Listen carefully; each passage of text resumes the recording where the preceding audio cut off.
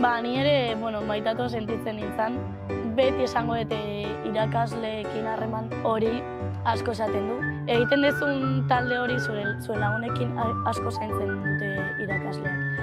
Eta inoiz ez zera bakarrik egon eskola honetan, eta horrek egiten du eskola hau polita. Eta beti izango dituzuko burua, baina batez ere bihotzean ikusiko zen.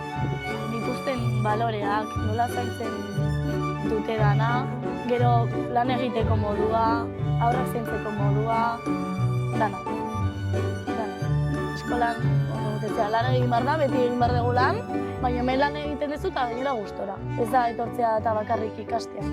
Baizik eta hori esan duguna, proiektu ezberdinak daude, gero irakasleekin gertutasunari. Aupa, lasai izan Luis! Txoke!